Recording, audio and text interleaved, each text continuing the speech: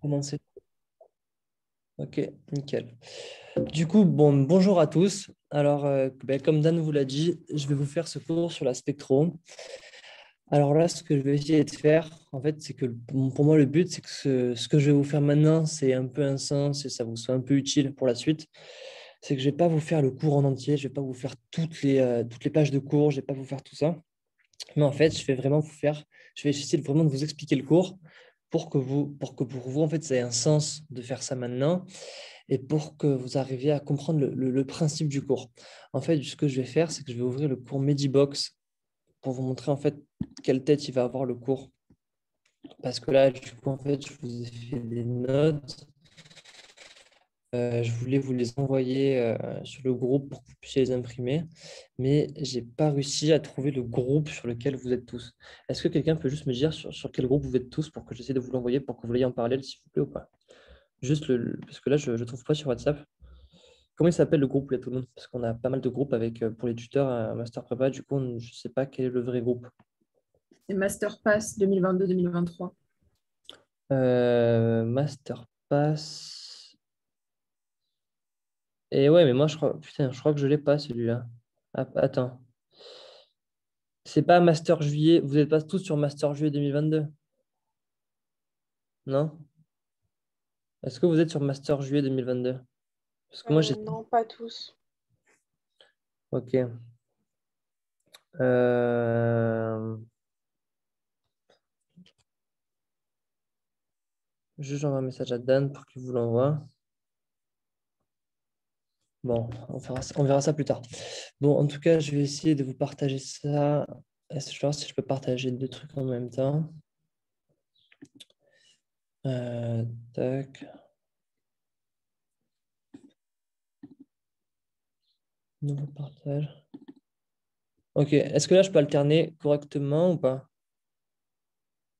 Est-ce que là, vous voyez quand je change d'écran ou ça en partage qu'un? Non, on voit quand ça change. Ok, nickel. Alors, donc du coup, voilà, pardonnez-moi pour ce petit truc. On va faire ce cours donc, sur la spectro et le but, ça va être vraiment de vous faire comprendre en fait le but et le sens de la spectro sans faire le cours en entier pour que vous ayez un peu conscience de quel cours ça va être et de ce qu'il va falloir comprendre maintenant. Donc l'idéal, c'est que vous essayez de prendre essayez de prendre des notes pour de vrai quand je vais vous dire des trucs qui vont faire sens, même si à côté, je vais vous filer cette fiche où j'essaie de résumer tout ce qui est important. Le but, c'est que vraiment vous compreniez le début de ce cours, l'intérêt de ce cours et la mécanique de comment la spectrométrie marche. C'est que ce cours, comme j'ai écrit, pareil, vous pouvez voir, c'est le Brezard qui le fait. On vous en a peut-être parlé de Brezard, mais c'est vraiment celui qui fait les questions les plus horribles. C'est vraiment les questions où tout le monde est arrivé au premier quad. Et quand tu ressors de tes concours, sur à peu près tous tes cours, quand tu connais bien tes cours et que tu as bien bossé, tu te dis, bon, ben ça va, ça va, ça va. Sauf que Brozard, tu ne sais, mais réellement, tu ne sais jamais parce qu'en fait, ces questions sont tellement vicieuses, sont ultra trompeuses. Et en fait, c'est qu'il y a une telle ambiguïté autour de ces cours que le fait de connaître ton. Alors que dans la plupart des cours, quand tu connais ton cours par cœur, tu peux répondre. Là, si tu n'as pas parfaitement compris ton cours, impossible d'y répondre parce que en fait, tu ne comprends pas forcément là où il va en venir. Donc, du coup, la seule manière d'y arriver, en fait, c'est d'avoir tout compris parce que les questions, ça reste avant tout de la logique. Et si tu as vraiment compris le mécanisme, si tu as vraiment compris la manière dont marche le cours et quel est vraiment le sens profond au cours, à ce moment-là, c'est plus facile d'y répondre. Et c'est le seul cours, je pense, où il faut insister autant sur la compréhension du cours, parce qu'en fait, les questions ne seront pas sur le par cœur, mais beaucoup, beaucoup et que sur la compréhension. Du coup, les cours de Bredard, il faut vraiment les comprendre parce que c'est les cours, en fait, où on peut rien, où si on n'a rien compris, on ne sait jamais quoi y répondre parce que c'est très flou et c'est très ambigu et il ne reprendra jamais des notions au mot près du cours comme les profs peuvent le faire. Donc, du coup, la spectrométrie, pour résumer, ça va être l'analyse de la lumière qui va rencontrer de la matière. Le but, ça va être de prendre un rayon de lumière, de le faire traverser de la matière, que ce soit un gaz, que ce soit un liquide, que ce soit un solide, et ensuite, en étudiant le rayonnement, donc vous savez que si vous faites traverser un gaz, enfin, par exemple le soleil, ça va être de la lumière émise à l'intérieur du soleil par des réactions nucléaires qui vont venir jusqu'à nous et qui vont, avant ça, traverser une couche de gaz qu'il y a autour du soleil. Et donc, du coup, en analysant en analysant la lumière du Soleil, on arrive à voir quel gaz on peut trouver autour du Soleil, de l'hélium, de l'hydrogène, etc. Parce que le spectre de lumière qu'on va analyser aura déjà traversé la couche de gaz qui entoure le Soleil. Du coup, là, c'est un peu pareil pour la spectrométrie, c'est que c'est l'étude de la distribution de la puissance d'une grandeur en fonction de la fréquence. Ça veut un peu rien dire. C'est que je crois que j'ai essayé de mieux faire, de mieux l'écrire. Donc, le terme de spectrométrie, plus particulièrement l'ensemble des méthodes d'analyse d'interaction des rayonnements électromagnétiques avec la matière.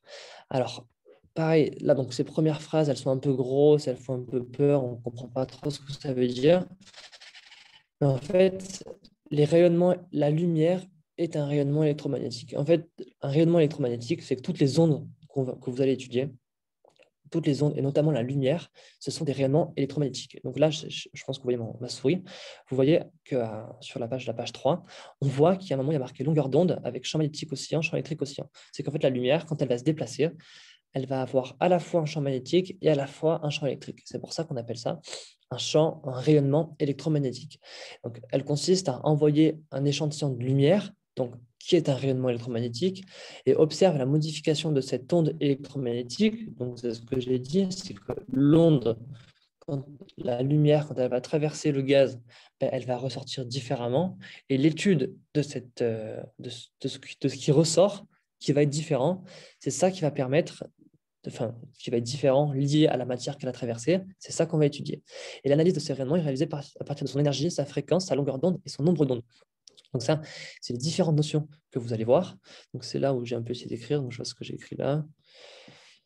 Et derrière, sur les grandeurs physiques qui caractérisent. Donc voilà, donc c'est vraiment les grandeurs physiques qui caractérisent la lumière. Et donc à ce moment-là, en fait, la formule qu'on va retrouver, c'est celle-ci. C'est que l'énergie va être égale à la constante de Planck H multipliée par la fréquence V.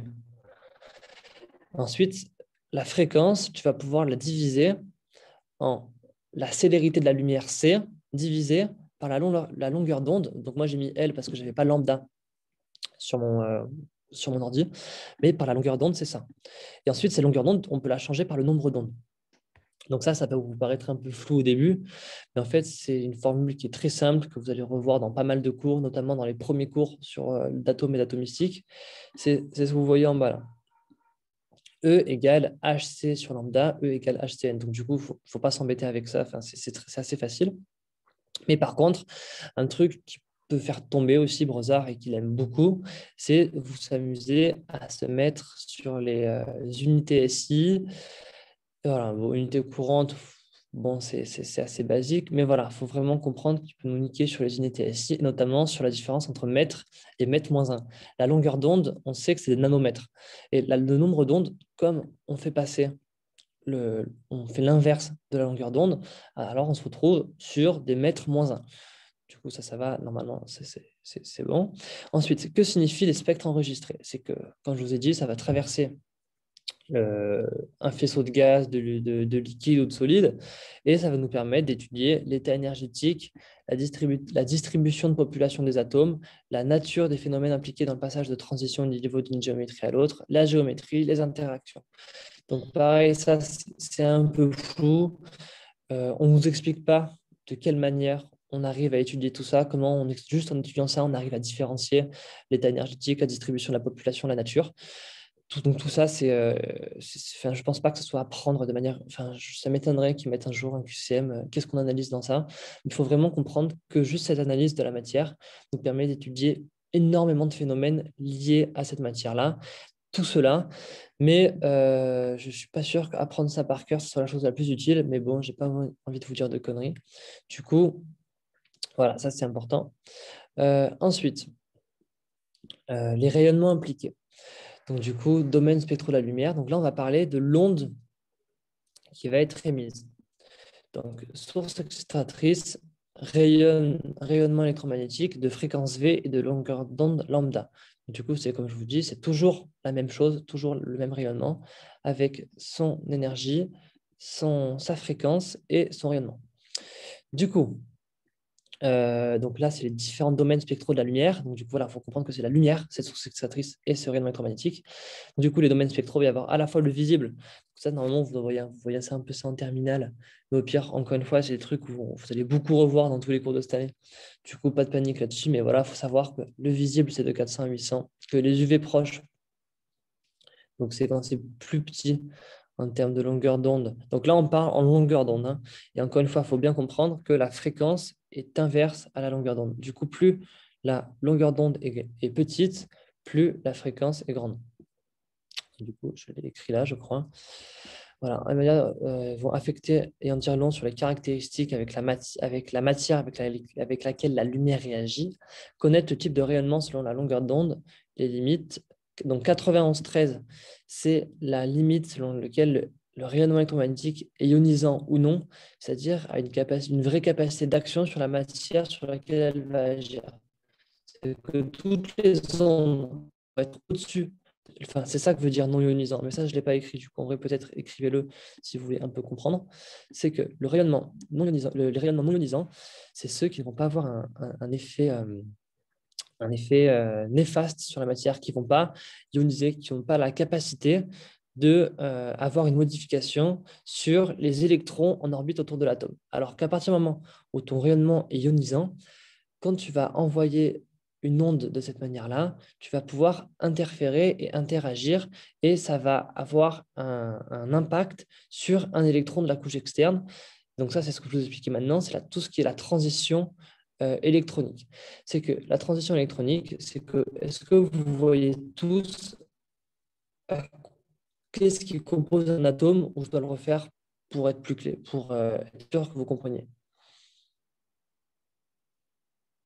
Et encore une fois, c'est pas grave s'il y en a un qui ne sait pas. C'est juste, voilà, est-ce que je dois répéter ce qu'il y a dans l'atome et pour bien vous faire comprendre, ou est-ce que c'est bon pour tous, comment marche l'atome? Non, c'est bon. C'est bon pour tout le monde? Ok. Alors, donc du coup, bon voilà, donc il y a son atome et son nuage électronique avec ses électrons.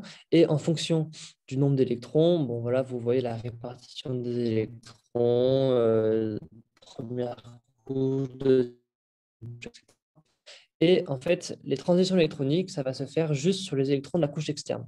Et en fait, pareil, ça, je l'ai écrit sur mon doc, du coup, Dan vous l'enverra pour que vous puissiez l'imprimer. Mais du coup, les électrons sur la couche externe, en fait, ils vont pouvoir subir des mécanismes ils vont pouvoir se ioniser, etc.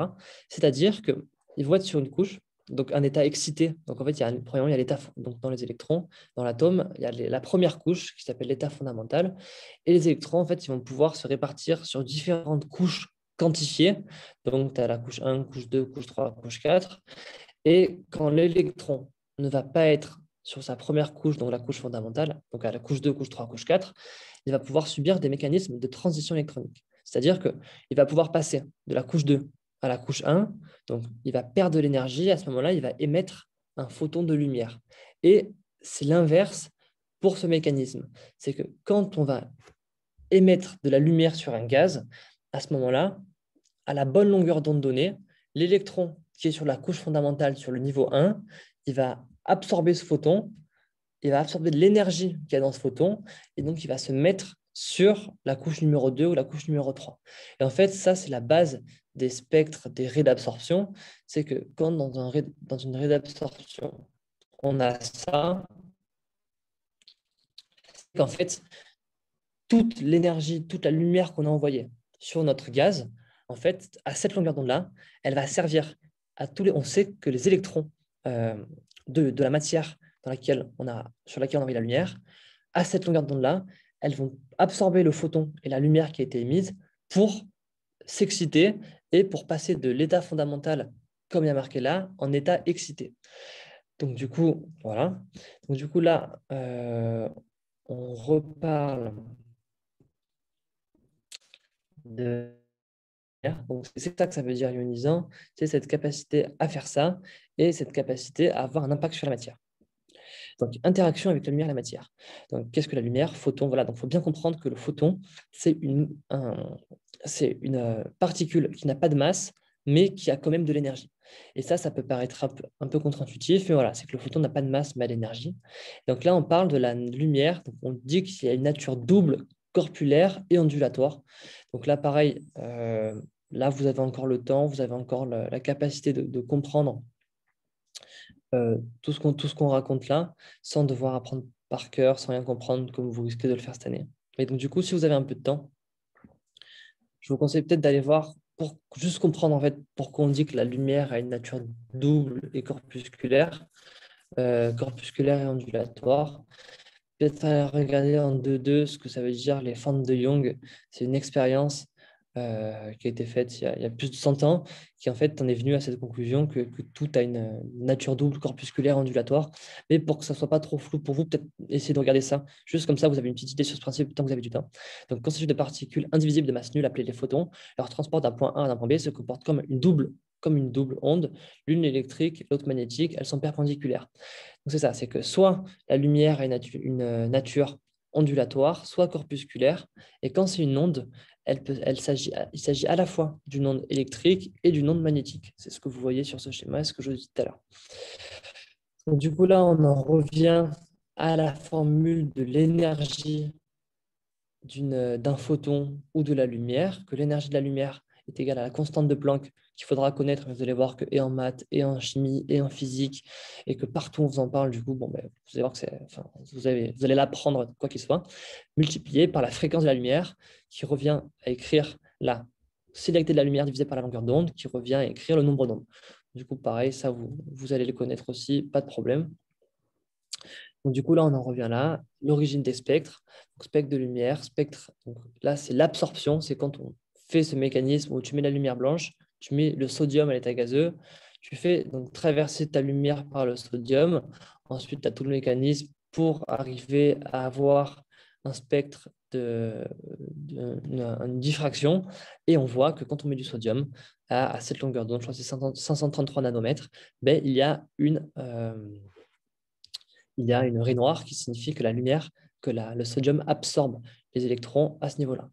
Donc, c'est l'inverse pour les spectres d'émission. C'est que si on ne met pas de lumière blanche et qu'on met juste un sodium qu'on chauffe à une grosse température pour qu'il émette de la lumière, à ce moment-là, si on essaye, on fait le même mécanisme, mais sauf que là, plus de lumière blanche, on met juste sur ton bec benzène, tu le fais chauffer, tu gardes le même mécanisme après lentille, prisme, écran. À ce moment-là, il y a juste ça qui va apparaître parce qu'en fait, si on le chauffe, donc vous voulez comprendre le mécanisme de l'émission, hein, si on chauffe le sodium, ça veut dire que naturellement, avec l'énergie qu'il va recevoir, tous les électrons vont passer des états fondamentaux, donc tous les électrons qui vont être sur la couche fondamentale E1, ils vont arriver à différents niveaux d'état excité. Et sauf que à ces différents niveaux d'état excité, ils vont naturellement se refaire passer dans l'état fondamental. Et à ce moment-là, pour perdre l'énergie, donc ils ont eu besoin d'énergie pour passer de l'état fondamental à l'état excité. Et c'est le même mécanisme, sauf que pour perdre de l'énergie, ce qu'ils font, c'est qu'ils ne libèrent pas de la chaleur, mais ils libèrent des photons. Donc du coup, ils vont libérer de la lumière. Et en fait, c'est pour ça qu'on se retrouve qu'avec ce pic de lumière, c'est parce qu'ils vont tous faire le même chemin inverse, ils vont tous émettre un même photon de même énergie qui va alors émettre ce spectre d'émission. Et donc, du coup, pareil, si il y a la moindre question sur ce que je dis, le but là, c'est pas de vous faire un cours et que je finisse mon cours et que tout aille bien. Le but, c'est que j'essaye d'aller le plus loin possible en étant compréhensible par vous et que tout ce que je dis soit entièrement compris pour que ce soit un vrai acquis pour quand vous commencerez et le cours pendant la pré-rentrée et le cours pendant l'année, que vraiment vous ayez compris le but du cours. Donc, du coup, s'il y a des choses que vous ne comprenez pas, j'insiste vraiment sur le fait que ça ne sert à rien. Enfin, ce cours, ce n'est pas très utile que je le fasse maintenant. Ça ne sert à rien que je fasse un cours maintenant de A à Z si vous ne comprenez rien et pour vous faire un cours. Là, le but, c'est vraiment que j'essaie de vous faire comprendre le cours. Du coup, vraiment, si vous avez des questions, il ne faut vraiment, vraiment pas hésiter. Et c'est le but du cours. Du coup, voilà, ouais, Juste, il y a... en Ouais. fait, je crois on voit que ton cours à toi. C'est-à-dire qu'on n'a pas le cours Medibox. Ah, vous voyez pas le Comedy Box? Non, depuis tout à l'heure, on voit que ta page à Ah, toi. Enfin, merde. oui, Attends. Ah merde, c'est chiant ça. Attends, je vais arrêter le partage là. Je vais peut-être le faire en pas. Alors, en fait, je vais vous mettre que le Comedy Box. Ok, donc vous n'avez pas vu le Comedy Box? Est-ce que là, c'est bon le Comedy Box ou pas? ouais, c'est bon. Là, c'est bon. Ok, bon, ben, du coup, pour reprendre vite, tout à l'heure, j'ai commencé par ces définitions. Ensuite, là, vous avez le tableau avec les unités qu'il faudra connaître. Donc là, c'est ce que je dis quand on analyse les trucs. Là, je vous parlais de la lumière. Là, c'est la double nature corpusculaire ondulatoire de la lumière, la longueur d'onde. Là, c'est la formule dont je vous ai parlé, E égale constante de Planck fois la fréquence. Donc là, j'étais passé sur ce truc. C'est que donc, du coup, lumière blanche, sodium, lentille, prisme, écran, avec l'arrêt d'absorption, l'arrêt d'émission quand on fait chauffer le sodium et que tu as juste les transitions électroniques avec l'émission de photons par la matière. Voilà, donc on va reprendre là. Toutes les longueurs d'onde traversant la flamme, il va manquer une couleur absorbée par le sodium. En observant la spectre d'émission du sodium, on observe l'émission de la couleur manquante. Donc, raie d'émission correspond exactement à l'absorption. Ça paraît, vous allez voir que c'est le truc d'inversement de Kirchhoff, mais ça va être écrit dans le cours. Donc, du coup, là, c'est le mécanisme que j'essaie de vous faire comprendre. C'est que pour l'émission d'un photon, ça veut dire que ton électron va être sur une couche qui va être n égale 3. Et en fait, elle va passer de n égale 3 à n égale 2.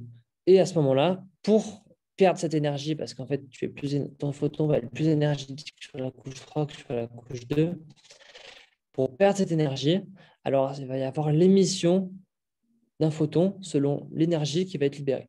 Et donc, du coup, le photon va logiquement avoir la même énergie que la perte d'énergie de ton électron qui va passer de la couche 3 à la couche 2. Donc, du coup, tu vas avoir, quand tu n'as qu'une transition énergétique de la couche 3 à la couche 2 pour tous tes électrons, à ce moment-là, tu vas avoir une seule raie d'émission qui va correspondre à ces différentes énergies. Si, par exemple, tu as 3 couches, mais que tu vas avoir à la fois tes électrons qui vont passer de la couche 3 à la couche 2 et directement de la couche 3 à la couche 1 ou de la couche 2 à la couche 1, à ce moment-là, tu vas avoir donc 3 raies d'émission parce que tu vas en émettre 3. Donc là, c'est exactement pareil pour l'absorption de tes photons. Si tu absorbes les photons parce qu'ils passent de la couche 1, donc encore une fois, il faut comprendre que l'absorption se fait quand tu as de la lumière qui a la bonne longueur d'onde, qui a la bonne énergie, qui va traverser ta matière, et donc à l'échelle atomique, en fait, à l'échelle atomique, quand cette matière va traverser ta lumière va traverser cette matière, ça va directement agir sur les électrons qui vont être dans ta matière. Et donc, du coup, pour ceux qui étaient présents sur la couche 1, ils vont passer à la couche 2 ou à la couche 3. Donc, du coup, à ce moment-là, tu vas avoir 2 absorptions, 2 raies noires sur ton spectre. Et pour ceux qui vont passer de la couche 2 à la couche 3, du coup, tu vas avoir une 3e absorption sur ton spectre. Donc, lorsqu'un électron passe d'un niveau inférieur, le photon d'énergie équivalent sera émis. C'est ce que je disais. C'est pour ça qu'il n'y a qu'une seule émission quand tu as une seule transition électronique. Par exemple, si tu as que couche 2 à couche 1, tu as qu'une seule absorption ou qu'une seule émission, parce que le photon qui va être émis ou absorbé, il va correspondre exactement à ce niveau d'énergie-là, à cette différence d'énergie entre la couche 2 et la couche 1. Donc, du coup, le photon d'énergie équivalent sera émis. Et inversement, pour qu'un électron passe au niveau inférieur, à un niveau supérieur, il faut un gain d'énergie apporté par un photon d'énergie équivalente. C'est vraiment se dire que c'est la lumière qui est composée de photons qui va venir faire passer des couches de ton atome. Donc voilà, là, c'est la formule un peu nulle pour dire que c'est ton énergie. Il s'ensuit que quelques raies, donc quelques longueurs d'onde émises, spectre discontinu, émission-absorption. Bon, là, c'est pareil, c'est juste on essaie de décrire ça de manière un peu floue. Donc, 3 états énergétiques. Donc là, c'est ce que je disais tout à l'heure. Donc, premièrement, il y a l'état de référence. L'état de référence, donc ça, il faut bien faire la différence aussi. L'état de référence, c'est quand ton électron ne va être soumis à aucun atome, à aucun noyau, à rien. C'est qu'il va être juste se balader, comme il existe des particules partout, quand tu vas juste avoir des électrons qui vont être libres et pas affiliés à un atome particulier. Ensuite, il y a l'état fondamental. L'état fondamental, c'est l'état de stabilité énergétique. C'est que, ça, vous allez le voir sur le cours sur les orbitales. Je ne sais pas si vous avez déjà vu un peu tout ça, mais c'est le 2e cours de chimie. C'est le cours sur lequel vous avez commencé à la pré-rentrée et à la fac. C'est que ton état fondamental, c'est ton état dans lequel ton atome est stable. C'est dans lequel ton atome, tes électrons sont de manière normale. C'est que vous allez voir qu'il y a une certaine répartition, mais normalement, vous l'avez un peu vu en physique cette année, avec les couches, la 2S, la 2P, la 2S2, 2P6, etc. En fait, tout ça, c'est un ordre chronologique de remplissage des couches électroniques. Et en fait, ça, c'est l'état fondamental, c'est qu'ensuite, ça monte jusqu'à qu'en fonction du numéro atomique de l'atome, du coup, en fonction de son nombre de protons, ça, si ça vous dit rien, vous allez le revoir. On a un nombre atomique qui veut plus ou moins signifier la charge de ton noyau, qui va être affilié du coup pour être stable à un certain nombre d'électrons. Et en fait, ce nombre d'électrons va se remplir d'une certaine manière en fonction des couches électroniques dont je viens de parler. Et en fait, l'état de stabilité, c'est quand tu as rempli toutes tes couches avec tous tes électrons dans l'ordre chronologique. Et ça, pareil, vous allez voir qu'il y a un certain ordre chronologique qui est assez en détail là, enfin, plus en détail cette année. Et donc, du coup, voilà, ça, c'est l'état fondamental. C'est quand tu as rempli tous tes électrons, quand tu as mis tous tes électrons dans le bon ordre autour de ton noyau. Et en fait, ensuite, tu vas avoir l'état excité, autre que l'état fondamental, donc l'énergie EN, qui va être un état dans lequel ton noyau n'est pas stable, dans lequel ton électron n'est pas à son état dans lequel ton électron n'est pas ni à son état de référence, c'est-à-dire ni libre, ni à son état d'énergie minimale, c'est-à-dire l'énergie normale de l'atome. Et du coup, ça va être ça l'état excité. Et c'est pour ça que naturellement, quand on va avoir de la matière avec un état excité, qu'on peut faire en faisant chauffer la matière, à ce moment-là, il va y avoir une réémission. Donc, voilà, c'est le diagramme d'énergie. Là, on a qui est là. Puis là, c'est les états d'excité. On peut imaginer que c'est le n égale 2, n égale 3, n égale 4. Et donc, du coup, c'est là que vont se faire les transitions énergétiques. Donc, pour représenter ces idées, on utilise un axe vertical, c'est ce qu'on voit là. Et donc là, carte particules de l'hydrogène et généralisation d'après Bohr, En égale E0 sur n carré. C'est que du coup, quand tu as l'état fondamental, tu es égal à moins E0, parce qu'il faut savoir que l'énergie des électrons est négative.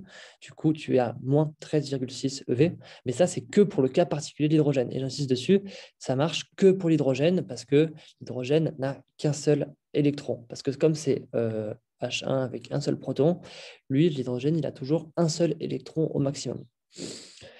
Donc du coup, E0, et donc là, on dit que l'hydrogène, on lui connaît 3 niveaux d'énergie excités.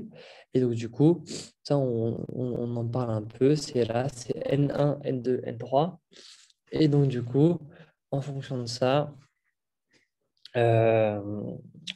vous allez pouvoir calculer l'énergie grâce à ça. Mais ça, je vous laisse le mec à la pré-rentrée parce que ça prend du temps. Et ça, c'est juste une démonstration mathématique un peu simple pour réussir à jouer avec ça. Mais ça, on vous montrera à la pré-rentrée. Mais voilà, vous voyez que c'est pas très compliqué. Et c'est juste jouer un peu avec les formules. Bon, là, c'est inverser 2-3 trucs. Mais franchement, il n'y a rien de fou là-dessus. Et c'est pas spécialement dur. Et c'est beaucoup plus facile à expliquer avec un tableau pour vous montrer les inversions et comment jouer avec ces formules-là pour expliquer. Mais c'est vraiment pas compliqué. Alors, là, maintenant, on va passer à donc, la spectrométrie d'absorption.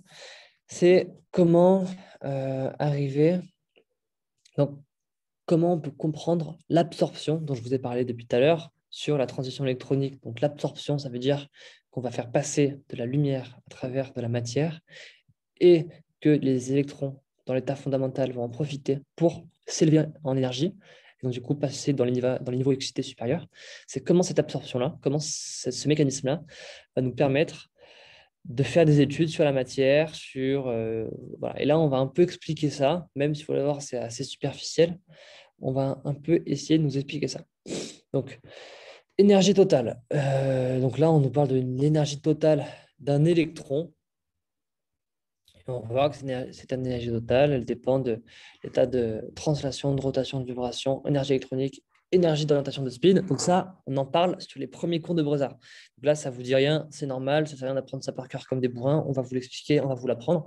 C'est que ton énergie, ton électron, il va avoir 5 piliers d'énergie possibles. Et notamment la translation, rotation, vibration, qui va être juste au mouvement de l'électron, ce qui va bouger comme ça, ce qui va bouger comme ça, ou ce qui va juste vibrer dans tous les sens. Et ça, c'est des énergies électriques, donc essentiellement des énergies de liaison, c'est-à-dire c'est l'énergie que va avoir ton électron parce qu'il va être lié à d'autres particules. Donc là, on sait que On sait que les spectres sont caractérisés par des atomes, ils vont donc traduire les niveaux d'énergie de ces derniers. L'énergie totale des matières, voilà. Et donc là, c'est ce qu'on dit. Sur le plan atomique, l'énergie de lésion est à la fois l'énergie électronique, mais aussi l'énergie d'orientation de spin de ces électrons. Donc du coup, l'énergie de lésion qui se divise en ces deux-là. Donc ça, c'est, comme je le dis, l'énergie du mouvement des électrons. Mais en fait, nous, on va s'intéresser qu'à des types d'énergie particuliers. C'est que toutes ces énergies n'interviennent pas dans le phénomène qui nous intéresse. On va éliminer les énergies de translation, mais aussi d'orientation de spin. Ainsi, dans le spectre d'absorption, nous ne conservons les énergies de vibration, de rotation et de nature électronique. Du coup, c'est qu'on en enlève deux, on s'intéresse qu'à trois grandes énergies, parce que le reste, on s'en fout. Bon, attends, je reviens, j'ai mouché.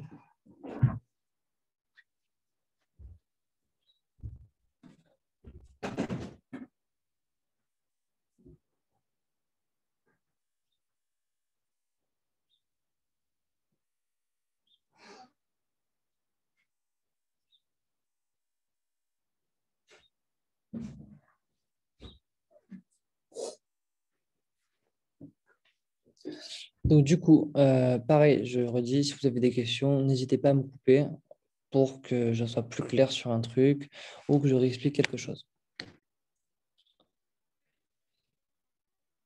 Du coup, là, on va voir la différence entre les états liquides et les états solides. Je vais essayer de prendre mon... Je vais réessayer d'ouvrir mon doc parce que j'avais essayé de le mieux l'expliquer dessus. Alors, comment on fait déjà? Tac, tac, tac.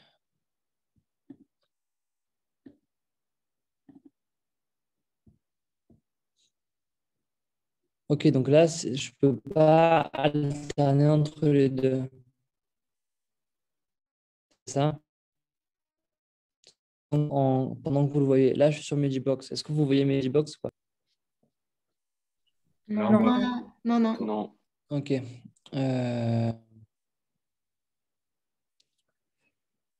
Bon, on va rester sur Medibox. Je regarde juste si j'étais plus clair. Excuse-moi, j'aurais juste une question par rapport à l'origine des spectres. Ouais. À quoi ça correspond en fait le schéma où il y a source, Beck Benzène, lentille et tout? C'est quoi ces passages? Alors, ça correspond à les expériences qui ont été faites. Donc, je remets le Medibox. Ça correspond juste aux expériences que tu fais pour avoir un spectre de diffraction et pour pouvoir étudier le phénomène de spectrométrie. C'est que là, la manière dont ça marche, c'est que tu mets de la lumière blanche, donc du coup une lumière blanche, c'est-à-dire enfin, une lumière qui ne va pas interférer avec de la matière spécifique, donc de lumière blanche, qui va traverser le sodium, qui va être de cette matière-là dont on veut étudier les caractéristiques. Et en fait, en mettant à la fois une lentille et un prisme et un écran, tu vas réussir à faire apparaître ce faisceau de diffraction, c'est-à-dire la diffraction de la lumière, et tu vas apparaître. Non, vous l'avez peut-être fait en TP en physique. Enfin, moi, je me souviens l'avoir fait. Je ne sais pas si vous l'avez fait. Mais en fait, c'est juste une étude assez simple pour étudier la diffraction de la lumière, c'est-à-dire comment la lumière, toutes les couleurs de la lumière et toutes les représentations visibles de la lumière. Et donc, du coup, en faisant cette expérience-là, tu arrives à voir ça parce que la lentille va venir te faire converger ta lumière. C'est que tu vas avoir une lentille convergente qui va faire passer toute ta lumière en un seul point et ton prisme va venir l'ouvrir. Et donc, du coup, ça marche de cette manière-là, mais c'est dans le but de faire apparaître un spectre de diffraction. Et donc, du coup, quand tu as mis de la... En fait, si tu enlèves le bec benzène et que tu mets juste lentille, prisme, écran, à ce moment-là, tu as ton spectre de la lumière qui est complet. Et ensuite, là où c'est intéressant en spectrométrie, c'est de mettre de la matière, du gaz, du liquide, du solide, pour voir qu'est-ce que ce mécanisme, cette matière, qu'est-ce que ce truc que tu vas mettre va absorber pour pouvoir faire une étude des transitions électroniques. Et ensuite, c'est là où, c'est ce que je vous ai parlé tout à l'heure, toutes les questions d'état énergétique, de distribution des populations, de nature, de géométrie, des interactions, c'est que ça, c'est pas développé. Mais il paraît qu'en faisant juste ça, ce truc, tu arrives à étudier tout ça. Mais sauf que ça, je n'ai aucune idée de comment ça marche parce qu'on ne nous l'a jamais expliqué et que, enfin voilà, je pense que c'est beaucoup de temps pour pas grand-chose de compréhension. Mais il faut se dire qu'en mettant juste ce mécanisme-là, tu peux étudier tout ça sur la nature de ta matière qui est marquée là. Ok, merci. Donc du coup, C'est bon? Parfait. Donc, du coup, on va reprendre là où on était. Donc, à température ambiante, les molécules en solution dans un solide se trouvent en état vibrationnel, rotationnel fondamental de l'électronique fondamentale. Alors, là, il faut comprendre, là, c'est une différence qui est très importante à comprendre dans le cours, sur lequel j'ai insisté dans mon doc que je vais vous envoyer. C'est que l'état, en fonction de si tu es en état gazeux ou en fonction de si tu es en état liquide, tu ne vas pas avoir ce même schéma-là. C'est que là, tu as des spectres d'absorption qui vont être continus, alors que là, ça va être discontinu. Et donc, dans le gaz, ça va être discontinu, et dans le spectre d'absorption du liquide, ça va être continu. Du coup, je vais voir ce que j'ai écrit parce que c'est plus clair. Alors, donc là, en fait, je vous ai mis l'explication sur le document, donc je vais vous la lire. Donc, dans les gaz, les électrons des atomes concernés peuvent facilement altérer entre état fondamental et état excité.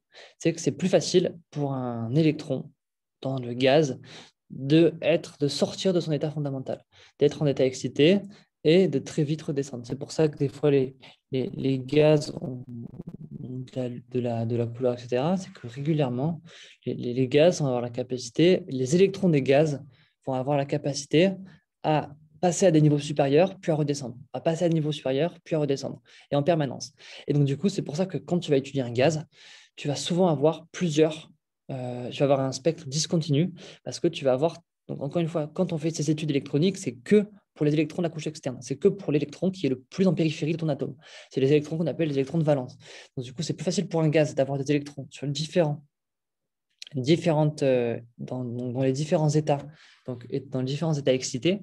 Donc, du coup, c'est pour ça que quand tu vas faire une analyse d'un gaz, tu peux avoir 1, 2, 3, 4, 5, ou tu peux avoir plein de raies parce que tu vas avoir tes électrons qui pourront être répartis en plein d'endroits différents.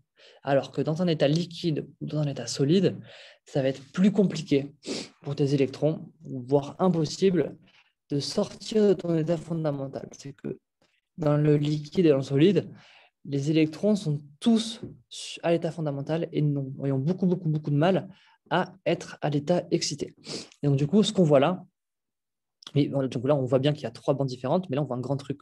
En fait, il faut savoir que là, on n'est pas du tout sur la même échelle. C'est que là, si vous voulez, on est sur l'échelle 0, on est sur l'échelle, par exemple, de 400 à 800 nanomètres. Donc, du coup, enfin, voilà, donc là, on imagine que là, c'est 507, 515, 523. Et là, tu es à 634, 637, 639. Et c'est pour ça qu'on a ces 3 trucs. Mais sauf que là, il faut imaginer qu'on est sur une échelle 550, 555 nanomètres. C'est-à-dire, bon, même si bon, là, on est en fréquence, mais ce n'est pas grave. C'est-à-dire que là, on est sur 553 ici, par exemple. Et là, va être juste une courbe de probabilité.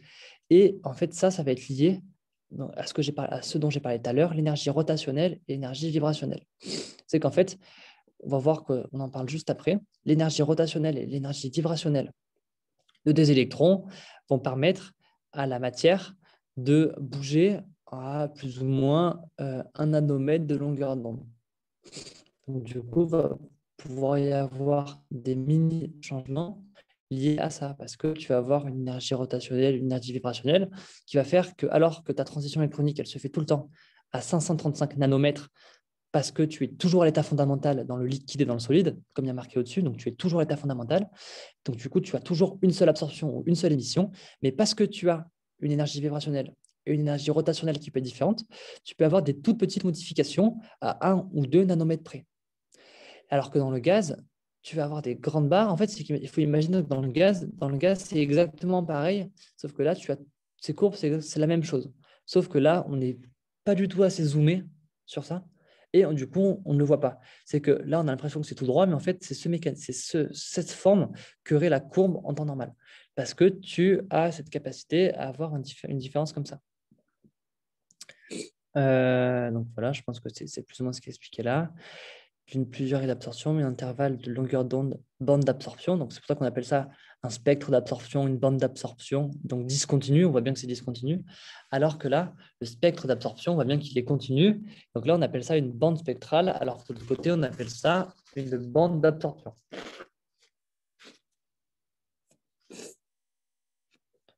Donc, à l'inverse, quand on voit un gaz, ray d'absorption sous état le plus possible, sa caractéristique est qu'il fait apparaître une, voire plusieurs raies d'absorption et une ou plusieurs émissions. Ainsi, pour les liquides et solides, on n'est pas de raies, spectre d'absorption continue. Voilà, c'est ce que j'ai expliqué, continu, discontinu. Et là, encore une fois, l'explication, elle est jamais donnée dans le cours. C'est pour ça que je vous la donne. Et que si vous pouvez l'écrire, c'est mieux, à part, bon, vous n'êtes pas obligé évidemment, mais si vous voulez comprendre, c'est comme ça qu'on comprend. Voilà, c'est de se dire qu'il y en a un qui va être continu parce que tu vas avoir que l'état fondamental qui va se diffracter et parce que du coup, tu as une échelle qui va être beaucoup plus petite, alors que pour l'autre, ça va être des raies discontinues parce que tu vas avoir la capacité de voir plusieurs transitions électroniques. Ainsi, pour les liquides solides, ce ne sont pas des raies fines. Bon, voilà. La largeur et l'intensité des bandes d'absorption d'un composé dépend largement de la population des molécules capables d'atteindre un état excité. C'est ce qu'on dit ici. C'est que tout ça, ça va être lié à ton nombre de molécules capables d'atteindre un état excité.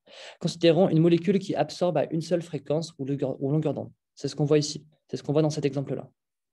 Pour passer d'un état énergétique du niveau 1 à un niveau supérieur, nous irradions cette molécule par un faisceau de lumière de fréquence V1 à V2. Détecteur, on obtient une bande spectrale. Bon, là, c'est le même mécanisme de transition électronique que je vous explique depuis le début.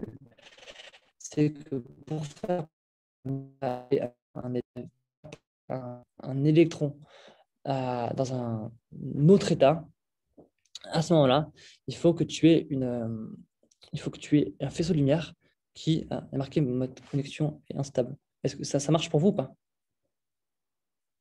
Est-ce que vous me voyez correctement? Est-ce que vous entendez correctement? Ça Oui. bug un peu. Oui, C'est enfin bon? oui, ça bug un peu. Ok, ben, si je bug trop, dites-moi et j'essaie de faire un truc. Alors, donc là, on va voir caractérise des bandes spectrales.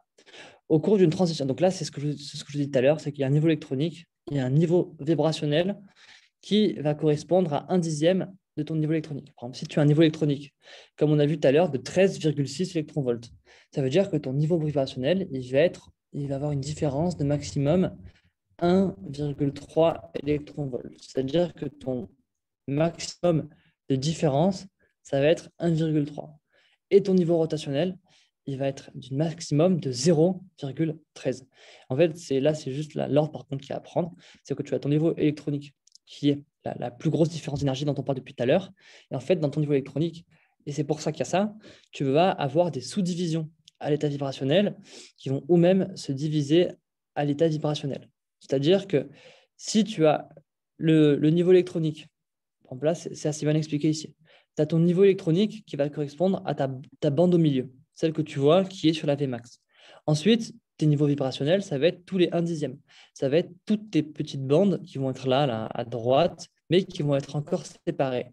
Et en fait, tout ça, pardon, je galère un peu, tout ça, ça va être comblé par ton énergie rotationnelle qui va être tous les centièmes, en fait, qui va venir du coup combler tout ça, qui va venir se mettre partout parce que tu vas avoir un niveau vibrationnel tous les 0,13 électronvolts, alors que ton niveau vibrationnel, un niveau rotationnel tous les 0,13 électronvolts, alors que ton niveau vibrationnel, ça va être tous les 1,3 électronvolts, alors que ton niveau électronique, ça va être tous les 13 électronvolts. J'ai donné un exemple un peu aléatoire avec les chiffres qu'on avait tout à l'heure.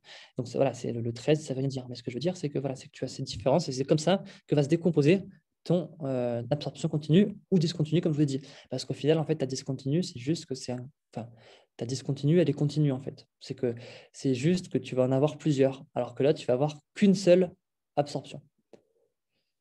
Une bande large correspond plutôt à une mauvaise résolution des dernières transitions. Bon, là, c'est des détails. Hein. On parle des bandes fines, des bandes larges.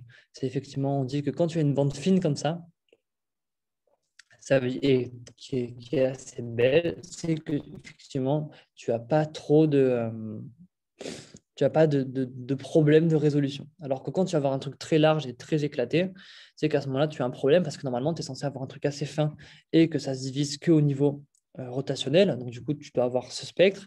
Mais des fois, on peut vous montrer, le prof, mais peut-être en exemple, des bandes comme ça qui vont être en fait très, très longues, très, très larges et du coup, pas très hautes en termes de hauteur comme ça, parce qu'en fait, tu vas avoir des interférences avec d'autres gaz, avec d'autres trucs comme ça, qui vont faire que ça va être un peu flou et ça va être un peu moche.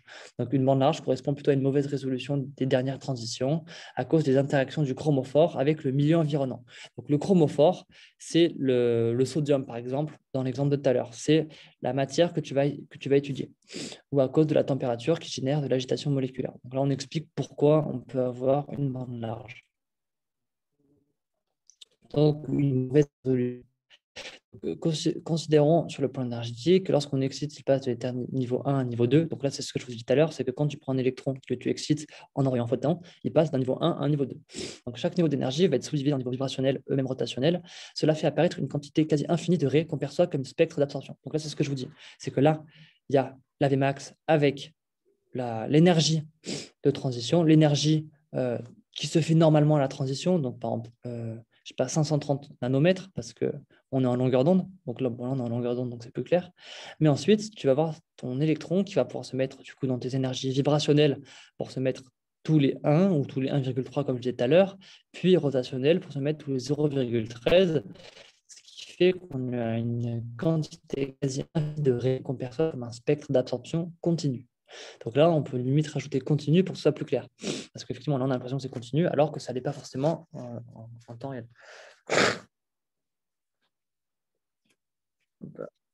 Désolé. Alors, conclusion, intérêt de la spectrométrie d'absorption. Considérons une molécule chromophore. Donc, comme je dis, un chromophore, c'est une molécule qu'on va étudier, qui présente un ou plusieurs groupements chimiques. Donc, imaginons que ton chromophore, ce n'est pas juste du sodium, mais ça va être une grosse molécule. Cette molécule absorbera sélectivement la lumière selon une longueur d'onde donnée. C'est que si tu prends un chromophore, tu prends plusieurs molécules, ben, tu vas avoir un spectre d'absorption qui ne va pas correspondre à une seule absorption comme le sodium là-bas, mais tu vas avoir 15, 20, 30, 40 raies d'absorption ou d'émission parce que tu vas avoir plusieurs transitions électroniques possibles. Et donc là, c'est pareil, ceci permet de connaître plein de choses sur le chromophore en particulier, mais sauf que ça, on ne développe pas. Donc là, on va passer à la spectrométrie d'émission. Donc là, on a vu l'absorption. Quand tu mets de la lumière sur un chromophore, là, on va voir l'émission de tes photons. Bon, je vais juste chercher mon chargeur parce que comme j'ai bougé tout à l'heure, je ne l'ai pas pris, j'ai plus de batterie.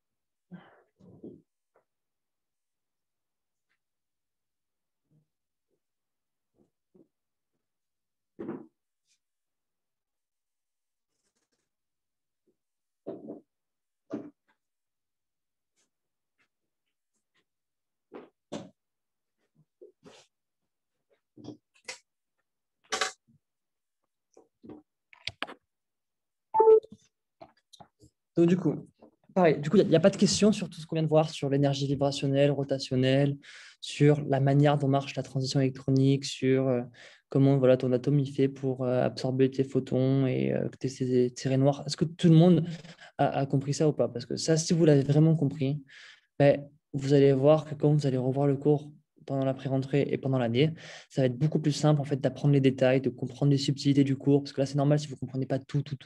Mais voilà, si vous avez vraiment compris comment un électron, comment marchent les transitions électroniques, comment marche l'absorption et comment ça se subdivise en niveau vibrationnel, rotationnel, et comment tu vas avoir une différence entre les liquides et les solides et l'état gazeux. Si vous avez compris ça, franchement, vous êtes bien. Mais si vous n'avez pas compris ça, n'hésitez vraiment pas à poser des questions pour que je clarifie ou que je explique ou ce que vous voulez. Ça ne me pose aucun problème et je suis là pour ça parce que, comme je dis, je n'ai pas forcément envie de finir le cours et de faire tout ça. Je veux juste que vous ayez bien compris ça. Est-ce que c'est clair pour tout le monde? Oui. Bon, on va dire que c'est bon. Mais s'il y a quelqu'un qui a une question, qui veut revenir sur un truc, vraiment, dites-moi. Donc voilà. Là, on va voir la spectrométrie d'émission. Donc pareil, il faut savoir que les cours Medibox, des fois, ils ne sont pas très clairs. Et dans ce cours-là, il y a plein de problèmes. Il y a plein de fois où on se pose des questions, ou quand on réfléchit un peu, il y a des choses qui ne sont ni expliquées ou alors qui ne sont pas très logiques. Du coup, moi, je vais vous faire cours avec ce que j'ai compris pendant l'année du cours Medibox, avec ce que j'ai compris en parallèle, avec ce que je fais à côté, ce qui m'a permis de comprendre. Mais il faut savoir que ce n'est pas la science infuse, le cours Medibox. Et que dans plein de cours, vous allez devoir apprendre des trucs qui ne sont pas forcément vrais ou qui ne font pas forcément sens, ou qui sont juste la manière du prof d'expliquer. Et c'est comme ça. Et donc, du coup, vous allez voir que ce cours, c'est légitime de se poser plein de questions. C'est normal de trouver des contradictions. C'est normal de trouver des trucs comme ça. Du coup, moi, je vais vraiment vous prendre le cours Medibox parce que c'est sur ça qu'on va vous poser les questions au QCM. Et c'est ça qu'il faut apprendre et c'est ça qu'il faut comprendre. Mais voilà, il faut comprendre que le cours Medibox ne fait pas foi et et que vous risquez sur le premier quad. Enfin, moi, c'est arrivé à un seul item sur les 40 questions du E1, 40 questions du E3, la nat, les maths et la physio. Il y a un seul item. Du coup, ça doit faire plus de 500 ou 600 items au total.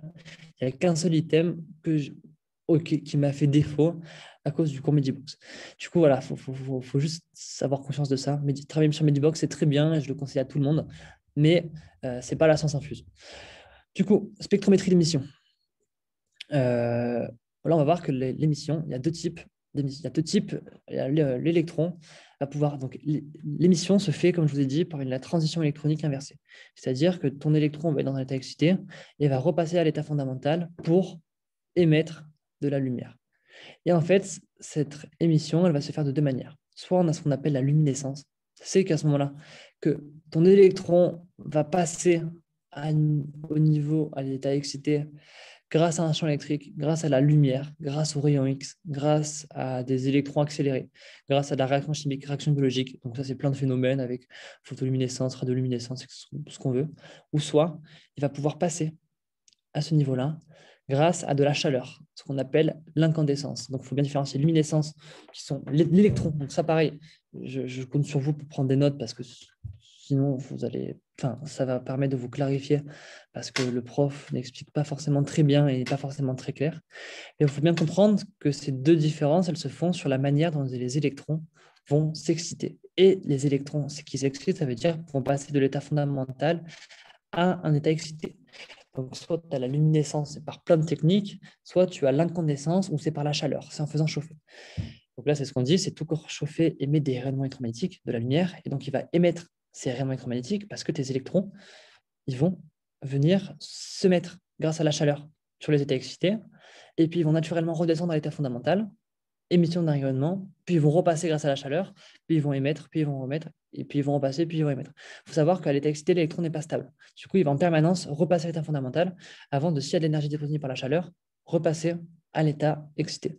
Et donc, c'est pour ça que tout corps chauffé émet des rayonnements électromagnétiques, parce que ton électron va être excité par la chaleur, puis va redescendre à l'état fondamental de manière normale, puis va repasser à l'état excité par la chaleur, puis va repasser à l'état fondamental de manière physiologique, on va dire, et c'est pour ça que ça marche. Donc, l'essentiel des variations de l'énergie de vibration, l'énergie de rotation, bon, voilà, on vous dit que s'il y a une énergie de vibration et de rotation qui est assez importante, si la température dépasse les 500 degrés, le corps émet des rayonnements électromagnétiques dans le spectre visible, mais aussi d'autres longueurs d'onde. Donc, spectre visible, donc là, pareil, là, on vous met spectre visible entre 420 et 650 nanomètres, alors que partout, vous allez voir que dans tous les cours, on vous met 400 et 800 nanomètres. Donc, du coup, là, le mécanisme à avoir, c'est juste se rappeler que dans ce cours, on te dit 420, 650. Et si le jour du concours, dans la question qui va être de Brezard, donc ça va être écrit, le jour du concours, on vous dit quel prof c'est, on vous dit quel chapitre c'est. On vous met le spectre visible entre 420 et 650, même si on aurait tendance à dire non, parce que vous allez voir que partout, on vous dit 400, 800. Mais il faut savoir que dans ce cours-là, spécifiquement, on vous dit que c'est 420, 650. Donc, la luminescence correspond à une émission de lumière froide, c'est-à-dire sans élévation de la température. Voilà, c'est que incandescence, chaleur, élévation de la température, luminescence, il y a d'autres phénomènes. Donc, l'émission par luminescence. L'émission par luminescence n'est pas d'origine thermique, elle résulte d'interactions entre particules chargées. La plupart du temps, ce sont les transitions électroniques. Donc, la transition électronique, c'est le phénomène dont je vous parle depuis tout à l'heure, où l'électron passe à l'état excité, revient à l'état fondamental, passe à l'état excité, etc. Donc ça, c'est la transition électronique. C'est ce qu'on voit depuis tout à l'heure, ce qui est quantifié par E, par l'énergie est égale à la constante de Planck H fois la fréquence V. Donc ça, c'est les mêmes phénomènes, c'est la transition électronique. L'énergie peut être initialement fournie sous différentes formes, chimiques, électriques, mécaniques, biologiques. Donc là, c'est le tableau. Le tableau, je crois que je ne l'avais pas appris, mais bon, on va dire que c'est assez logique. Non, ce qu'il faut apprendre, ça paraît, c'est lumière, photoluminescence. Il faut savoir que quand tu as de la photoluminescence, c'est parce que tu as de la lumière. Après, Si vous avez du temps à perdre, apprenez le reste, hein, mais bon, réaction biologique, bioluminescence, chimioluminescence, etc. Moi, je ne l'ai pas appris, je ne suis pas sûr que ce soit très important, mais voilà, s'il y a un truc à apprendre, c'est ça, c'est lumière, photoluminescence, sinon le reste, normalement, on retrouve plus ou moins si on te pose une question dessus, mais enfin, voilà, c'est qu'il y a d'autres choses à apprendre avant d'apprendre ça. Donc, photoluminescence, donc là, on va surtout parler de la photo, enfin, on va parler que de la photoluminescence. C'est pour ça que je vous dis qu'il faut l'apprendre et pas forcément le reste. C'est qu'on va parler essentiellement de ça dans l'émission. Donc, excitation par absorption d'un photon. C'est ce que je dis depuis tout à l'heure. C'est que voilà, ça va. L'excitation, elle se fait toujours par l'absorption d'un photon, mais sauf que là, on ne parle pas de ça. Là, on va parler de la transition et du retour à l'état fondamental. Et c'est là on voit qu'il y a deux grands phénomènes dans l'émission qui vont être d'un premier côté la fluorescence et de l'autre la phosphorescence. Et donc du coup, je vais voir si j'arrive à vous expliquer jusqu'au bout, mais vous allez voir que c'est la suite logique du cours qui est assez simple. Donc, phosphore excité émet de la lumière à une longueur d'onde toujours plus élevée que celle absorbée. Alors ça, en fait, c'est un truc qu'on explique juste après. Donc du coup, je me permets d'avancer un peu pour vous montrer. Ça s'appelle le décalement de Stokes, déplacement de Stokes, pardon, c'est ça. En fait, vous allez voir qu'il y a des phénomènes, mais que l'énergie absorbée, donc quand le photon va émettre une énergie, quand le photon va venir sur l'électron à l'état fondamental pour passer à l'état excité, l'électron va absorber une énergie qui va être égale à 5, par exemple. Mais sauf que quand l'électron va repasser à l'état fondamental, il va émettre une lumière, un photon qui va émettre un photon qui va être d'énergie toujours égale à 4. En fait, l'énergie de ce photon va toujours être plus petite que celui de l'énergie absorbée. C'est là où on voit. Et sauf que là, vous allez voir la différence entre phosphorescence et fluorescence. Mais sauf que du coup, comme ton énergie absorbée par ton photon va être supérieure à ton énergie de fluorescence et ton énergie de phosphorescence, à ce moment-là, comme ta longueur d'onde.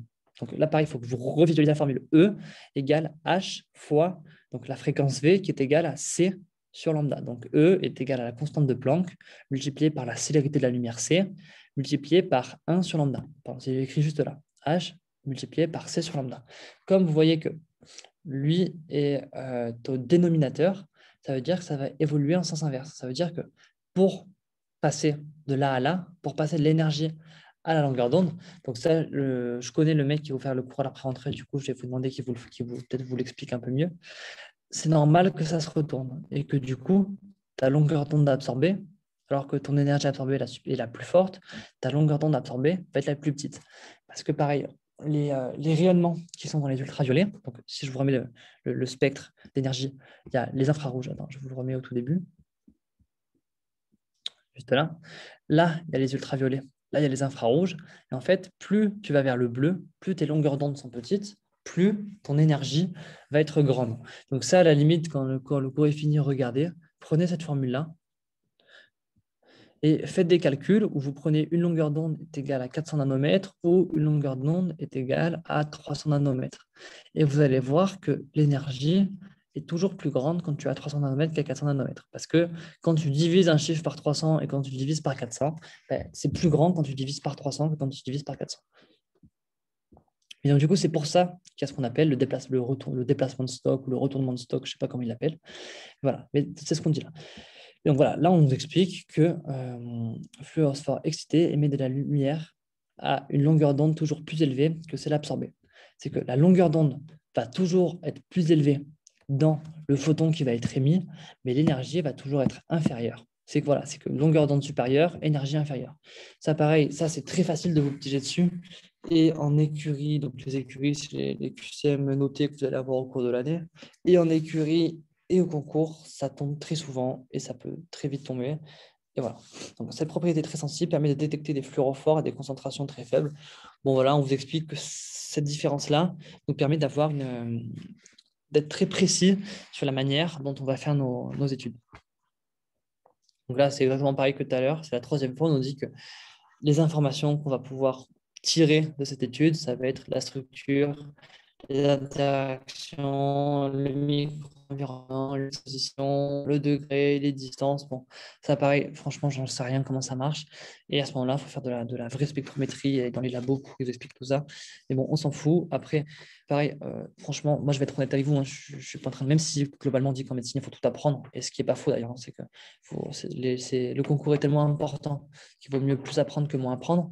Quand tu te retrouves à avoir 3 listes comme ça, qui se ressemblent à 2 mots près, franchement, il vaut mieux juste comprendre plus ou moins que tu peux tout trouver grâce à ces informations sur la structure, l'environnement, etc. Et à s'amuser à apprendre la différence entre cette liste, la liste d'avant et la liste encore d'avant. Je pense que c'est encore une fois une vraie perte de temps et que vous avez des trucs à vraiment apprendre, à vraiment comprendre cette année pour ne pas vous casser les couilles à apprendre des listes comme ça qui ne veulent rien dire et qui n'ont aucun sens. Du coup, si vous voulez l'apprendre, apprenez-le. Mais si vous ne voulez pas l'apprendre, à vos risques et périls. Mais moi, je l'ai pris ce risque et franchement, je suis là aujourd'hui. Du coup, voilà. Mais bon, apprendre ça, il faut juste vraiment. J'insiste sur le fait que cette année, il faut comprendre avant tout et qu'il y a des choses énormes et des nombres de cours et de paragraphes comme ça que des gens vont apprendre, que des gens vont apprendre par cœur et que si vous juste vous comprenez le principe et vous arrivez à vous imaginer répondre à un QCM sur ça, par exemple, imaginons il y a un QCM là-dessus où il nous demande s'il y a la structure, l'interaction moléculaire. Voilà, il faut se dire que déjà, premièrement, c'est très peu probable et qu'en plus, a priori, si vous avez compris le principe de la spectrométrie, ben vous avez compris qu'en fait, l'étude de la lumière qui va traverser la matière va nous permettre d'avoir des informations sur cette matière qui va être très, très précise et notamment sur la structure, sur l'environnement, sur les liaisons, sur l'interaction moléculaire, sur les transitions électroniques. Et tout ça, en fait, j'ai envie de dire, le but, c'est que ça coule de source, que ce soit logique pour vous et que vous ne vous retrouviez pas à apprendre dans tous les cours des paragraphes entiers qui, au final, vont vous faire perdre énormément de temps et ne vont pas vous faire réussir forcément. Alors, donc du coup, là, on va passer à la différence entre phosphorescence et fluorescence. Je regarde, il me reste 10 minutes. Du coup, je ne vais pas accélérer, mais je vais essayer d'abréger un peu, de vous dire que le plus important. Donc là, on parle de l'énergie de photon. Donc là, ce que je vous ai dit tout à l'heure, l'état excité est toujours instable. C'est pour ça qu'en permanence, quand tu as l'état excité, tout va redescendre souvent. C'est que quand tu vas avoir un état excité, il va toujours redescendre, toujours redescendre, toujours redescendre en permanence. C'est pour ça que dans la chaleur, quand tu as là, donc une source, on va dire, plus ou moins infinie d'énergie qui est la chaleur pour ton atome, en permanence, il va envoyer ses électrons sur l'état excité qui va revenir sur l'état fondamental, qui va passer sur l'état excité, qui va revenir sur l'état fondamental. Et en permanence, parce que de manière naturelle, tout ce qui est instable dans la nature ne survit pas. Du coup, ça va toujours avoir tendance à se stabiliser. Mais sauf que si tu as encore de l'énergie, ça va repasser, etc. C'est pour ça que tous tes corps qui vont être assez chauffés vont. En fait, c'est qu'on te dit qu'il y a la limite de 500 degrés pour tes corps chauffés. C'est qu'à partir de 500 degrés, tes électrons commencent à émettre, à pouvoir faire cette transition électronique. Avant, tu as que des différences dans l'énergie rotationnelle et vibrationnelle de tes électrons. C'est que quand tu chauffes à moins de 500 degrés ta matière, tu vas avoir juste tes électrons qui vont tourner autour de ton état fondamental. Mais sauf qu'au-delà de 500 degrés, tu vas pouvoir faire tes transitions électroniques qui vont redescendre et qui, à ce moment-là, vont émettre de la lumière. Donc, c'est ce qu'il disait, émission de lumière à partir de 500 degrés dans tes UV, dans tes ultraviolets, tes infrarouges et ton visible.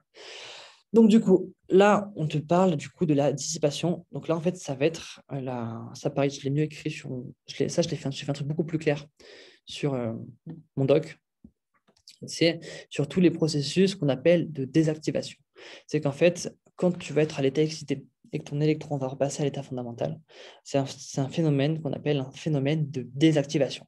Donc, du coup, ces phénomènes de désactivation, il y a 2 grands types. Il y a soit les phénomènes qui vont être radiatifs et les processus de désactivation qui vont être non radiatifs. Donc là, vous voyez déjà non radiatif. En fait, radiatif, c'est celui dont on parle depuis tout à l'heure. C'est celui qui va émettre un rayonnement. Et donc, ton rayonnement, ça va être ton rayonnement électromagnétique, donc ta lumière. C'est que quand ton électron va passer d'un niveau à l'autre, donc là, vous voyez bien, est-ce que vous voyez, je pense que vous voyez ma flèche. Si vous ne la voyez pas, dites-moi. Normalement, vous voyez ma souris. Vous voyez qu'à droite, il y a le S1 qui passe au S0. Et à ce moment-là, il va y avoir l'émission d'un photon pour faire ce grand saut qui va faire donc l'émission de ton photon qui va être un processus radiatif car ton photon qui va être émis est un rayonnement électromagnétique comme on disait au tout début. Et donc là, vous voyez l'explication du phénomène de l'arrêt d'absorption. Pardon. Hop là, vous voyez ce phénomène-là dont je parlais depuis tout à l'heure, avec la courbe qui va être comme ça. Parce que, du coup, visualisez bien ça. On va repasser au cours d'après, à l'étape d'après. Donc là, vous voyez bien que les niveaux vibrationnels, ils vont être là. On imagine qu'entre chaque niveau vibrationnel, il y a une infinité de niveaux rotationnels. Et donc, c'est pour ça, vous voyez la transition électronique, c'est pour ça que du coup, il va y avoir une absorption qui va être continue et qui va être une sorte de vague avec la majorité au niveau S0, parce que la plupart de tes électrons vont directement passer au niveau S0, mais selon leur état vibrationnel, ils vont pouvoir se placer à ces différents niveaux. Donc, du coup, voilà, donc là, c'est les processus radiatifs. Et les processus non radiatifs, ça va être à la fois la conversion externe et la conversion interne. La conversion interne, la conversion externe, bon, on s'en fout un peu, mais vous allez voir, il y a une définition, il faut juste savoir que ça existe. La conversion interne, au contraire, c'est très important parce que ça s'appelle aussi la relaxation vibrationnelle. C'est que pour pouvoir passer du S1 au S0 ou au S0 V1, S0 V2, S0 V3, S0 V4, donc S0 vibration 1, S0 vibration 2, sur les différents lignes que vous voyez ici, il va falloir que, pour le coup, sur ton niveau S1 d'énergie, tous tes électrons soient au niveau S1. C'est qu'un électron ne peut pas partir de V3 pour passer donc de S1 V3 pour passer à S0 V0 ou à S0 V1. Donc ça s'appelle la règle de Kasha. C'est que la molécule ne peut regagner l'état fondamental qu'à partir du niveau de vibration le plus bas de l'état excité. Est-ce que vous comprenez ce que ça veut dire ça ou pas? S'il y a le moindre problème, dites-moi. Mais pour de vrai. Est-ce que tu peux répéter, s'il te plaît? Oui, bien sûr. Donc, du coup, en fait, comme je vous ai dit, l'électron, les niveaux d'énergie, il va y avoir différents niveaux d'énergie qui vont s'appeler N2, N3, N4, qui vont correspondre à différents états d'énergie quantifiés, qui vont avoir une différence d'énergie qui vont être, par exemple, de 10 électronvolts. Mais en fait, entre le niveau 1 qui va être à 10, le niveau 2 qui va être à 20, le niveau 3 qui va être à 30, il va y avoir ce qu'on appelle des niveaux intermédiaires. Donc, dans ces niveaux intermédiaires, donc là, on parle des niveaux vibrationnels. Donc, les vibrationnels, ça va être tous les 1 électronvolt. C'est que du coup, tu as l'état 1, l'état 2, l'état 3 qui vont être à 10 électronvolts, 20 électronvolts, 30 électronvolts. Mais sauf que dans ces niveaux d'énergie, par exemple N1 qui a 10 électronvolts, on va retrouver l'énergie N1 vibrationnelle 1 qui va être à 11 électronvolts. On va retrouver aussi l'énergie N1V2, donc vibrationnelle 2, qui va être à 12 électronvolts. Et en fait, c'est ça qu'on voit ici. On voit que là, le V1, donc le V0, il est à 10 électronvolts, le V1, il est à 11 électronvolts, le V2, il est à 12, le V3, il est à 12,5. Et voilà. Et on voit sur ce schéma que même si tu as une vraie différence d'énergie entre ton état 1 et ton état 0, tu vas avoir au sein de ton état 1 et au sein de ton état 0 des différences plus minimes d'énergie qui vont correspondre aux énergies de vibration des électrons dont j'ai parlé tout à l'heure. C'est que tes électrons, ils vont pouvoir juste avoir une énergie de vibration, donc comme ça, qui va permettre à ton électron de modifier un tout petit peu son énergie pour pouvoir avoir ce V1, ce V2 et ce V3. Et sauf que pour que ton électron puisse passer de ton état S1. Donc ton S1 qui de base est à 10 électronvolts, mais qui va se différencier à 11, 12 ou 11,5 ou 12,5 électronvolts en fonction de tes niveaux vibrationnels. Mais sauf que pour repasser à ton état fondamental, tu ne peux pas repartir de tes niveaux vibrationnels élevés. Tu dois forcément avoir un niveau vibrationnel nul pour pouvoir repasser à ton état inférieur. C'est que même si dans la vie, tes électrons ils vont pouvoir être excités à tes niveaux vibrationnels dans chaque état excité, pour pouvoir repasser à l'état fondamental, ils vont devoir subir le processus de relaxation vibrationnelle pour pouvoir passer à l'état S0, pour pouvoir passer à l'état fondamental.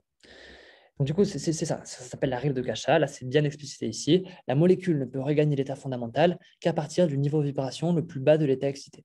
Il faut comprendre que dans chaque état excité, au niveau 1, au niveau 2, au niveau 3, il y a des sous-états vibrationnels de chaque état excité et tu dois repartir du niveau vibrationnel nul pour arriver à l'état fondamental.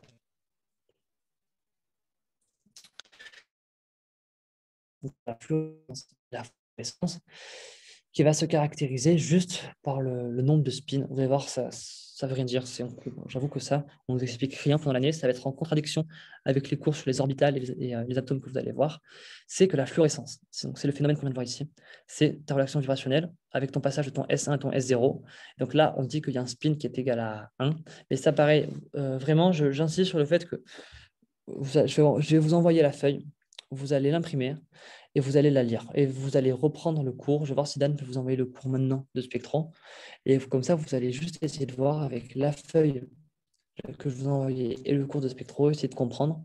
Comme ça, vous allez pouvoir poser vos questions au mec qui vous fera le cours de Spectro je sais pas, dans 10 jours ou dans 15 jours.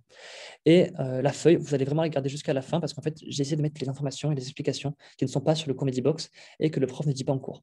Du coup, ça sera aussi pour but que quand vous allez faire un cours de spectro, je sais pas, le 10 novembre ou le 12 novembre ou le 4 octobre, je ne sais pas quand est-ce que tu le fais pour de vrai, mais vous allez ressortir cette feuille. En fait, ça va vraiment vous permettre d'avoir une autre vision sur ce cours. Et moi, je rappelle que j'ai mis mon tel au niveau, enfin, j'ai écrit mon numéro de téléphone au début de la feuille. Et si vous avez des questions ou quoi que ce soit, vous m'envoyez des messages et je vous réponds évidemment.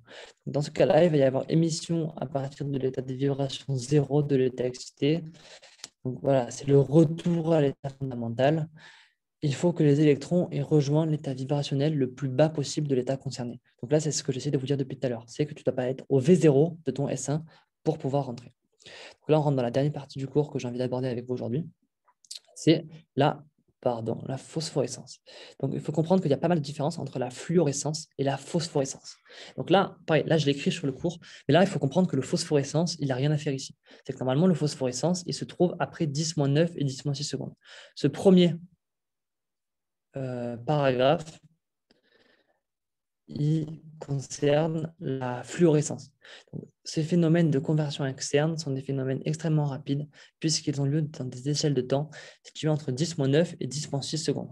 Donc, du coup, la fluorescence, c'est ce qu'on voit depuis tout à l'heure, qui est pas simple, mais qui est ça, c'est-à-dire que tu passes de ton S1 à ton S0 en partant directement de ton état excité à ce niveau-là.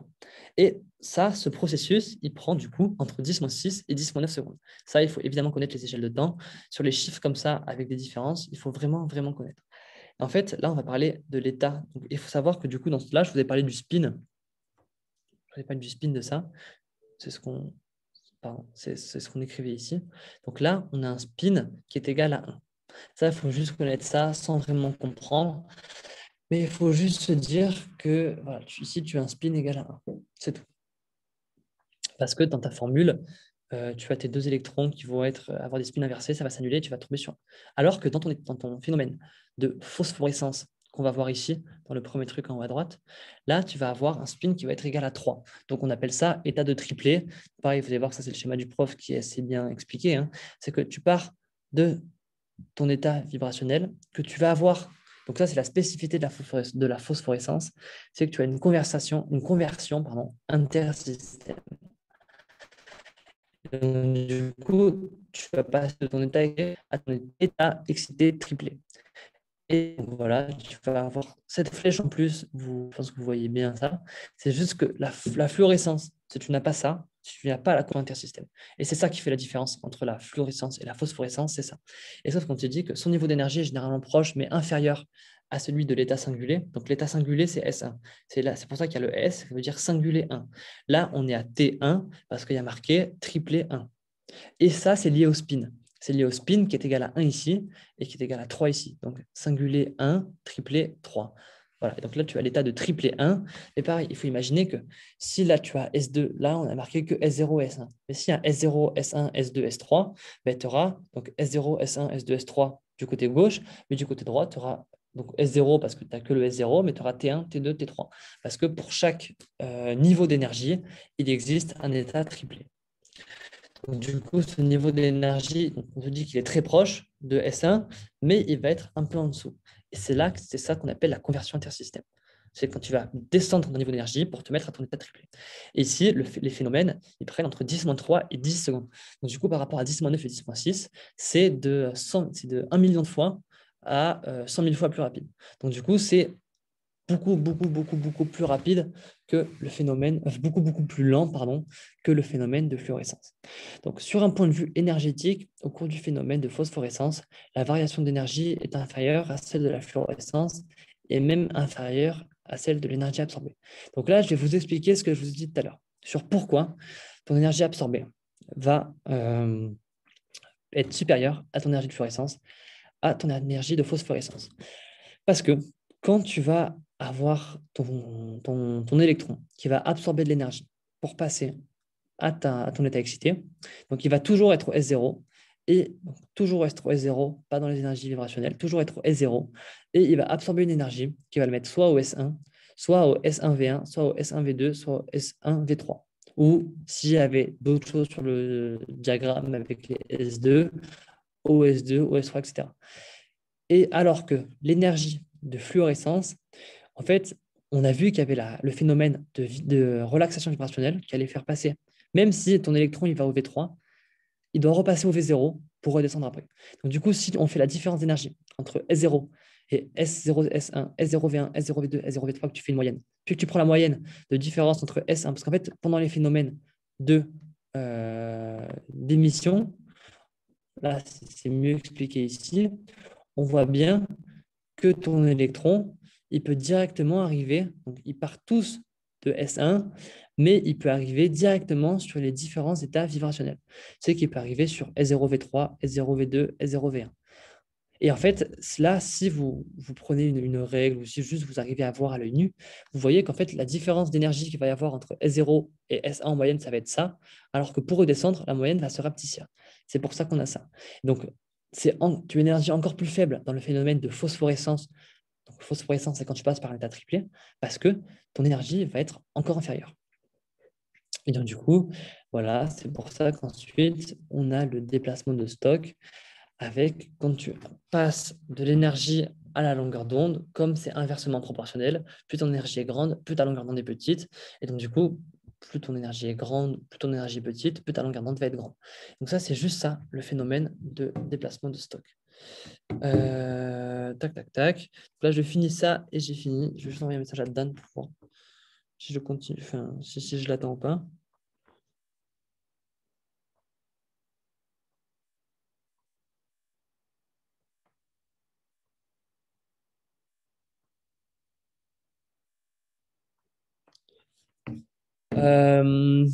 Compte tenu de tout cela, la longueur d'onde émise au cours du phénomène de phosphorescence pour une même longueur d'onde absorbée va forcément être supérieure à la longueur d'onde de fluorescence et donc à la longueur d'onde absorbée. Donc là, c'est ce que je vous dis depuis tout à l'heure, c'est la définition de déplacement de Stokes qu'on peut retrouver en regardant les schémas sur le cours.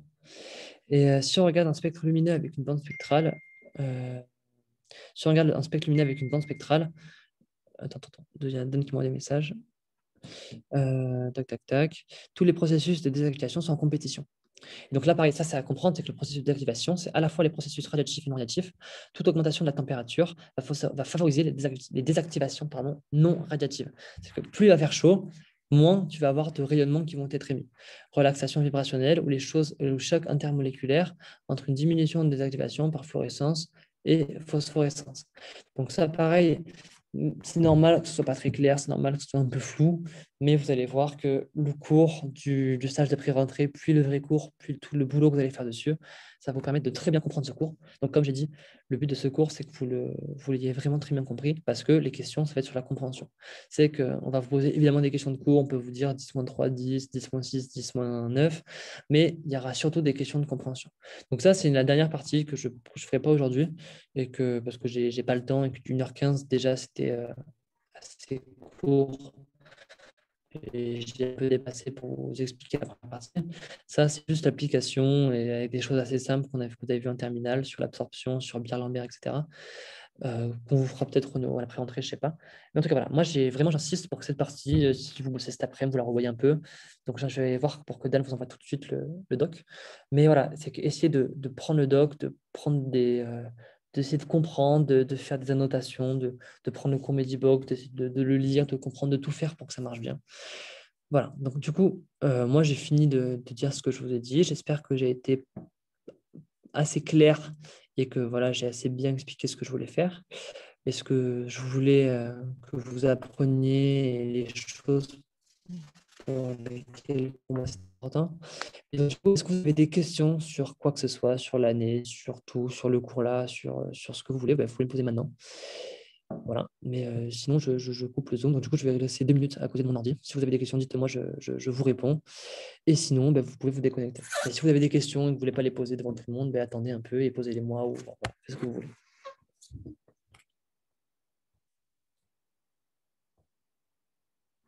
Donc, pour ceux qui n'ont pas de questions, vous pouvez évidemment vous déconnecter. Et voilà.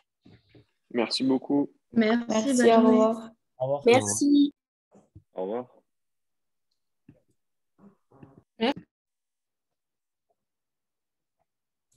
Au revoir, merci.